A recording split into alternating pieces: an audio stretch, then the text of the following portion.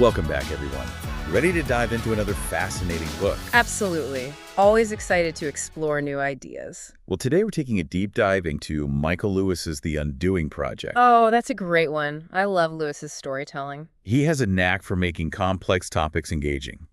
This book chronicles the fascinating partnership between psychologists Daniel Kahneman and Amos Tversky.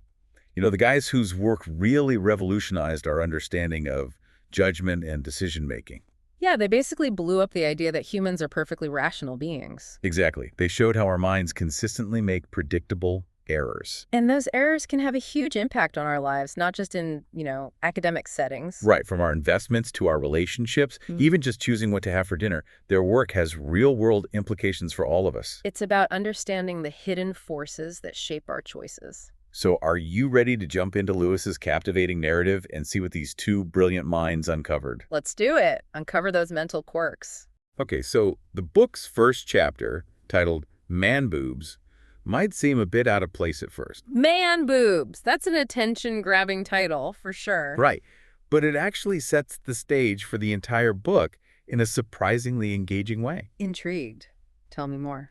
So we're introduced to Daryl Morey. He's this self-proclaimed basketball nerd king. Morey was hired to revolutionize player selection for the Houston Rockets. Using data analysis. Yep, using data analysis to challenge those gut feelings and traditions that had dominated the sport for so long. I can see where this is going. Data versus intuition. A classic battle. Morey's story perfectly illustrates how deeply ingrained those biases can be, even in something as seemingly straightforward as, scouting basketball talent. You'd think evaluating athletic ability would be pretty objective. You'd think so, right? Yeah. But he found that traditional scouts were often swayed by factors that had nothing to do with a player's actual ability. They were falling victim to their own biases. Like confirmation bias, where we tend to favor information that confirms what we already believe. Or maybe the halo effect, where a player's looks or personality might cloud judgment about their skills. Exactly. And get this. To combat these unconscious biases, Morey did something pretty radical.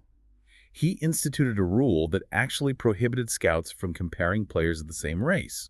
So, for instance, if a scout wanted to draw an analogy to a talented African-American player, they could only compare him to someone of a different race. Crazy, right? Wow, that is radical. It's like he was forcing them to break free from those easy comparisons. Right. By eliminating those mental shortcuts, he was forcing his scouts to see players more objectively as individuals. It's a powerful example of how recognizing and mitigating biases can lead to better, more objective decisions. Thinking about this in other fields, it's pretty relevant, right? Absolutely.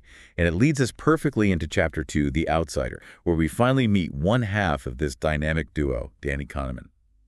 Lewis paints this really vivid picture of Danny's childhood.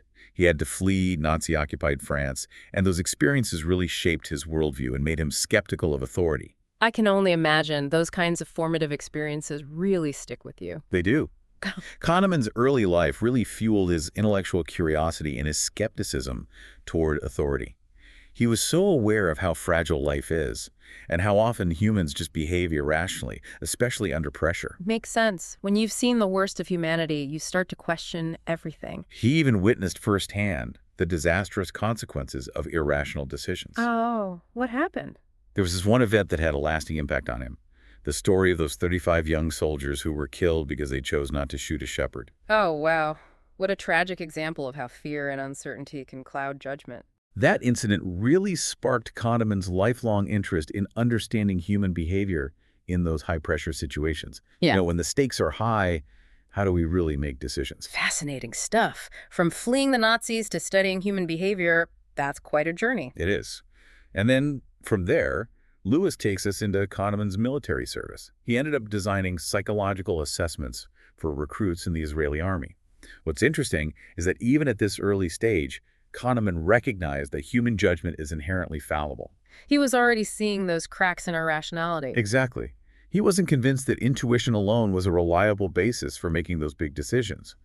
And this realization, it really became a cornerstone of his later research with Amos Tversky. Speaking of Amos, bring on the other half of this intellectual power couple. Right. Chapter 3, The Mind's Rules, introduces us to Amos Tversky.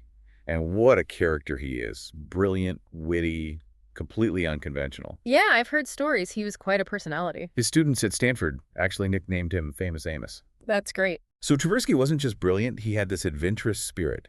He loved pushing boundaries, intellectually and in his personal life. What do you mean? Like what kind of adventures? He was actually a renowned parachutist, known for being incredibly calm under pressure. There's even a story about him joking about landing a plane after years of jumping out of them. That's hilarious. Sounds like he thrived on challenges, both in his research and in life. Absolutely. And that fearlessness is reflected in his approach to research, too. He wasn't afraid to challenge the status quo or ask those really difficult questions about how we think and make decisions. I can see how those two personalities, those two minds coming together would create something special, a real intellectual explosion. That's exactly what happened. When these two extraordinary minds came together, sparks flew. I bet. What were some of the early collaborations like? Well, Chapter 4, Errors, takes us into the heart of their collaboration.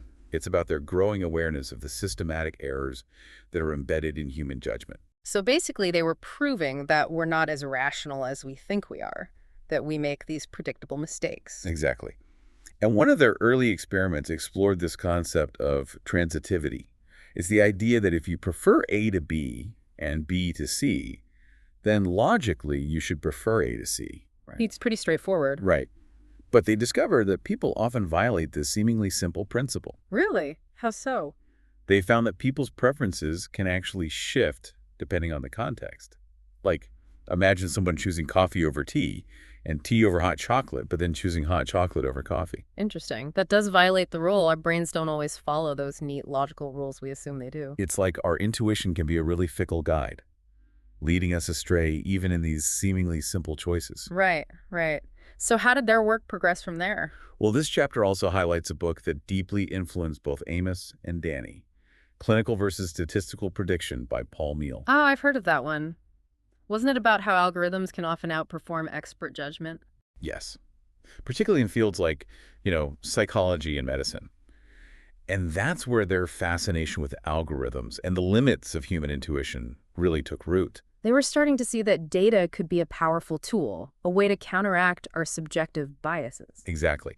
It challenged the notion that expertise and experience alone are enough to make accurate judgments. They were pioneers in a way, paving the way for what we now call behavioral economics. Absolutely. They were at the forefront of this new way of thinking about human behavior. So they were really starting to challenge the foundations of traditional economics. Exactly. They were showing how psychology plays a huge role in economic decision-making. Which makes perfect sense, right? We're not these perfectly rational calculators that economists always assumed. Right. Our emotions, our biases, our gut feelings, they all factor into our choices. All right, so where do they go next with this? What other fascinating quirks of human behavior do they uncover? Well, Chapter 5, The Representation of Similarity, dives into this world of similarity judgments. Similarity judgments. Okay, what's that all about? It's about the mental processes we use to compare things to make decisions. It builds on the work of this guy named Clyde Coombs. He proposed that we make choices based on how closely options resemble some ideal in our mind. Okay, I think I'm following. So, like, if I'm trying to choose a new car. Exactly. You probably have this, idealized image of your perfect car, and then you assess all the potential options based on how well they match that ideal. Right, like how sporty it is, fuel efficiency, how much cargo space it has.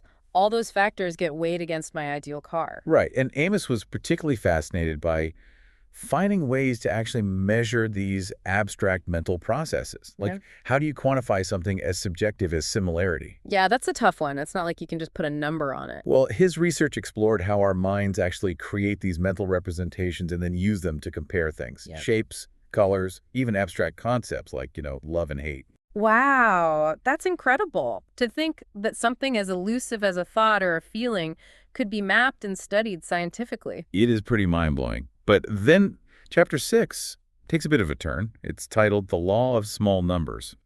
And it's all about how our brains misinterpret randomness. We latch onto patterns even when they don't actually exist. Ah, yes. The human tendency to see order in chaos. They introduced this concept called the representativeness heuristic. It's a mental shortcut where we judge the likelihood of something based on how well it represents a stereotype or a familiar pattern, even if it means ignoring, statistical probabilities. Right. We rely on those mental stereotypes even when the numbers tell a different story. They illustrated this with their famous Tom W. experiment. Participants were given this brief description of a fictional grad student named Tom W. And they had to guess his field of study, right? Yep. And the description was deliberately crafted to fit stereotypes about certain fields, like computer science or the humanities. So people were swayed by how well Tom's description matched their preconceived image of, say, a computer science student. Exactly. They ignored the base rates, the actual prevalence of those fields in the real world. They were blinded by the stereotype. Our brains just love a good story. We prefer a neat narrative over those cold, hard statistics. It's like we're hardwired for storytelling. We find patterns and create meaning, even when those patterns are completely illusory. And this can have real consequences, right? It can lead us to make bad decisions, both big and small. Absolutely. And to make matters worse, this chapter shows how even useless information can lead us astray. Useless information. Okay, how's that? Well, they found that people respond differently when given no specific evidence and when given worthless evidence. When we have no specific evidence, we tend to rely on those prior probabilities, those base rates. That makes sense. We fall back on what we generally know. But when we're given worthless specific evidence, we often ignore those prior probabilities and make judgments based on that irrelevant information. Oh, wow. So even bad data can be dangerous. It suggests we're incredibly vulnerable to manipulation, especially when someone presents us with information that seems compelling but is actually meaningless. It's a good reminder to be critical thinkers, to always question the information we're given, especially when it seems to confirm our existing beliefs. Exactly. Always be skeptical, especially of things that sound too good to be true. So how did Amos and Danny move from the lab to the real world with their research? Well, in Chapter 7, Judgment Under Uncertainty, they started thinking about how their work could be applied beyond those academic circles. They realized that their findings about cognitive biases had implications for decision-making in all sorts of fields: medicine, law, economics, even politics. They're starting to see the big picture, how these biases could affect everything. They wanted to help people in those fields become aware of their own biases and hopefully, make more rational decisions. So they were really trying to bridge that gap between the lab and the real world. Exactly. And to make their work more relevant to real-world applications, they started shifting their focus from, studying students in the lab to studying experts, doctors, judges, other professionals whose decisions had real-world consequences. It's one thing to show how students make biased judgments in a controlled setting, but it's quite another to demonstrate that even experienced professionals are susceptible to these same mental traps. Their research challenged that whole notion that expertise alone was enough to overcome these inherent biases. They were showing that even the most skilled professionals could fall prey to those same mental shortcuts and errors in judgment. Pretty humbling, isn't it? It suggests that no matter how smart or experienced we are, we're all vulnerable to these cognitive biases. It's a good reminder to always be questioning our own assumptions and to be open to the possibility that we might be wrong. Okay, so what other biases did they explore? What else were they uncovering about those mental shortcuts?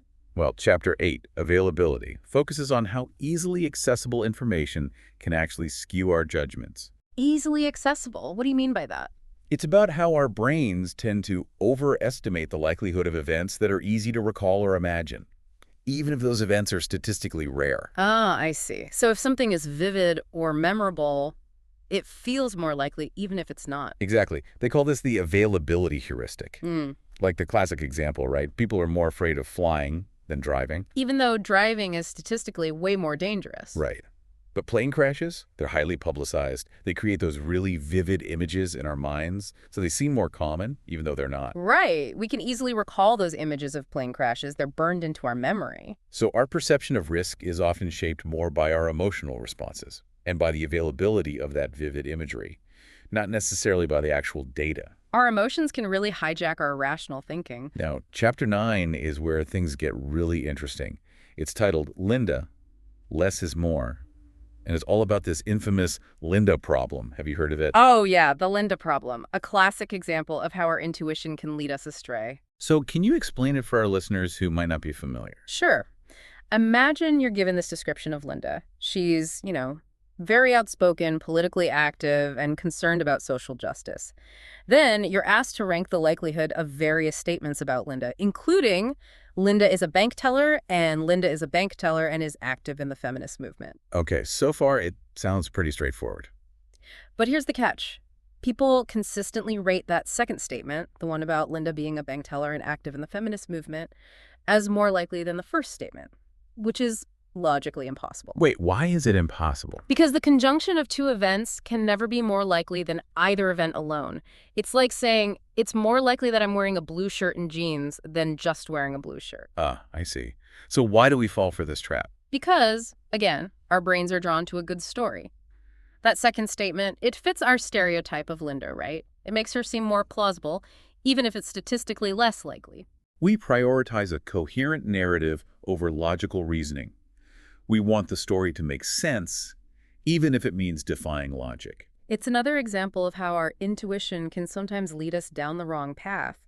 Even when we understand the logic, our gut feeling can override our rational thinking. It's fascinating and a little bit scary, isn't it? Definitely. It makes you wonder how much of our decision-making is truly our own and how much is influenced by these unconscious biases. It's a question we'll continue to grapple with as we delve deeper into the Undoing Project. So let's take a quick break, and when we come back, we'll explore how Kahneman and Tversky's insights challenge the very foundations of economic theory. Thank you for listening to Rambling Dan Rowe's Deep Dive Book Reviews. Please help support our channel by clicking the like and subscribe button. Thank you. Welcome back, everyone. So before the break, we were talking about how our intuition can sometimes lead us to make logically flawed judgments, and how even experts aren't immune to these cognitive biases. It's a good reminder that we all have these blind spots, these mental shortcuts that can trip us up. Okay, so Chapter 20, The War, takes us back to Israel and the Yom Kippur War. This conflict had a really profound impact on both Amos and Danny. Yeah, they both got pulled back to Israel when the war broke out in 1973, each serving in his own way, right? Right. Amos, always the pragmatist, ended up working with the Israeli military's psychology unit. He helped design those questionnaires and assess the morale of the troops. Applying psychology to real-world problems, Yeah. very much in line with his thinking. And Danny, well, he found himself traversing the Sinai Desert with Amos. They were searching for ways to apply their knowledge of human behavior to, the war effort. In the midst of chaos, they were still thinking about decision-making, trying to understand how people make choices under pressure. Their experiences during the war really solidified their belief in the importance of understanding cognitive biases. Seeing firsthand how people make decisions in those high-stakes situations must have been eye-opening. It reinforced their commitment to this work because they saw how even the most intelligent, experienced individuals can make those flawed decisions when confronted with life or death situations. It's a reminder that none of us are immune to these biases. We all have those moments where our emotions take over. Exactly.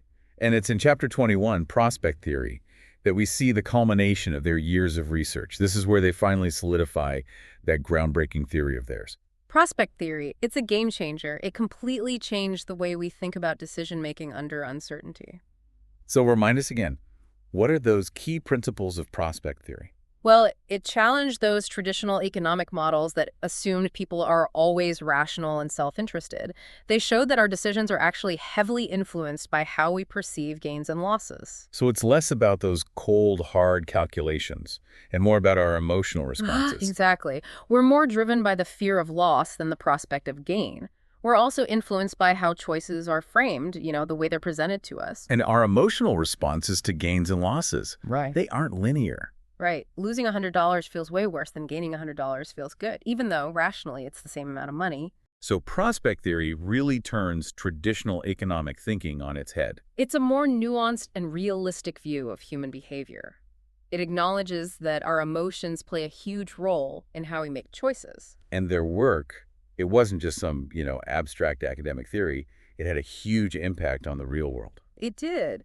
Their insights have been applied in fields like finance, marketing, even public policy. It's changed the way we think about everything from investing to healthcare decisions. But their revolutionary ideas, as you can imagine, they weren't immediately embraced by everyone. Right.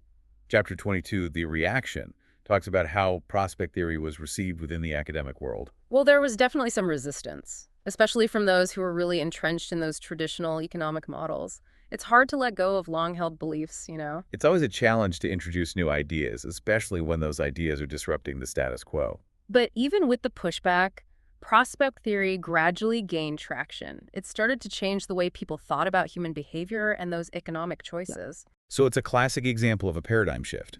It takes time for those new ideas to be accepted, especially when they're challenging those fundamental assumptions. Right. It's like those old ways of thinking. They're like a comfy old sweater. It's hard to throw it away, even if it's full of holes. That's a great analogy. So where do they go from there? How do they continue to refine those ideas about human rationality? Well, Chapter 23, The Two Systems, delves into the cognitive mechanisms that underlie our decisions. They introduce this idea of System 1 and System 2 thinking. Ah, yes, the famous two systems. Can you explain those for our listeners? Sure. System 1 is our intuition, our automatic mode of processing information. It's fast, effortless, and relies on those heuristics, those mental shortcuts we've been talking about. So it's like our autopilot, Yeah, guiding our everyday actions without much conscious effort. exactly. And then there's System 2. It's slower, more deliberate. It requires that conscious effort. It kicks in when we face more complex tasks that require, logical reasoning and critical thinking. It's like switching to manual mode. Yeah. We have to take control and consciously steer our thinking in a more rational direction. And they argue that many of the biases we've been discussing, they arise from the interplay between these two systems. System 1, with its quick judgments and reliance on heuristics, it can sometimes lead us astray. Right. It's like our gut feeling takes over and we don't stop to think things through. And System 2, even though it's more rational, it's often slower to engage, and it can be easily overridden by those intuitive impulses. It's a constant battle between those two systems, isn't it? Our impulsive, intuitive self versus our more rational, deliberative self. And understanding this dual process model of thinking, it's really crucial for recognizing our own vulnerabilities and hopefully, making more informed choices. It helps us appreciate why we're so susceptible to those seemingly irrational biases and why our intuition can sometimes lead us down the wrong path. It's about becoming aware of those mental processes that are operating beneath the surface. Now, Chapter 24. Choices, Values, and Frames feels like a culmination of all the ideas they've explored. It ties together all those fascinating threads about, human behavior, decision-making, the power of framing. It's like they're bringing it all together, showing how prospect theory can shed light on a wide range of human behaviors. From our choices in those financial markets to our reactions to those personal setbacks, it's a really powerful chapter. It highlights how our judgments are shaped by this complex interplay of cognitive biases, emotional responses, and contextual cues. And it reminds us that those limits of rationality, they're real. Our intuitions, while often useful, can also lead us astray. But the good news is that by understanding those biases, we can start to recognize them in ourselves and then develop strategies to, try to mitigate their influence on our decisions. Exactly. It's about being more aware of those mental traps so we can avoid falling into them. Their work really offers this powerful toolkit for understanding the human mind and hopefully making more informed choices in all aspects of our lives. Now, the final chapter, Epilogue, shifts gears a bit to focus on Amos and Danny's personal story. What ultimately happened to their friendship, to their collaboration? Well, as we've seen throughout the book, their relationship faced increasing strain, and sadly, it ultimately unraveled. It's kind of heartbreaking, isn't it, to see such a close, productive partnership fall apart? It's a reminder that even those strongest bonds can be tested by the pressures of fame, by ambition, even by those intellectual differences. And in this case, those differences that once complemented each other so well, they eventually led to friction and the dissolution of their partnership. Amos, he became more interested in those cognitive mechanisms underlying judgment. And Danny, he remained more focused on the broader implications of their findings, for understanding those big questions about human irrationality. So they were moving in different intellectual directions. Their paths were diverging. Right, and the geographical distance between them didn't help, with Amos at Stanford and Danny at Princeton. It's like their once unbreakable bond just frayed over time. They eventually stopped collaborating. But even though their partnership ended, their intellectual legacy, it remained intertwined. Their ideas will forever be linked in that history of behavioral science. Absolutely, and that's the beauty of their work. Even though their personal relationship fractured, their ideas continue to shape the way we think about the world. Their partnership, while it was short-lived, produced this incredible body of work that continues to have a huge impact on how we understand ourselves and the world around us. It's really inspiring to see how two minds can come together and create something so impactful, even if that collaboration eventually comes to an end. It shows that great ideas can transcend those personal differences. Well, that brings us to the end of our exploration of the Undoing Project. It's been quite a journey. We've covered so much ground, from those fascinating cognitive biases to those groundbreaking insights of prospect theory. We've seen how those mental shortcuts, while they're often helpful, can also lead us to make those systematic errors in our judgments, in our decision-making. We've explored how our emotions, our perceptions, even the way information's presented, can influence our choices, often in ways we're not even aware of. And we've seen how understanding these biases can help us make more informed decisions in our personal lives, in our professional lives, even in how we understand those big societal issues. If you're interested in understanding the complexities of human behavior and those often irrational forces that drive our choices, The Undoing Project is a must-read.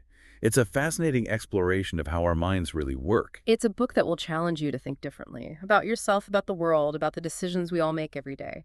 So we encourage you to pick up a copy of The Undoing Project and dive deeper into this fascinating world that Daniel Kahneman and Amos Tversky created. And with that, we wrap up this episode of The Deep Dive. Until next time, keep exploring, keep questioning, and keep diving deep.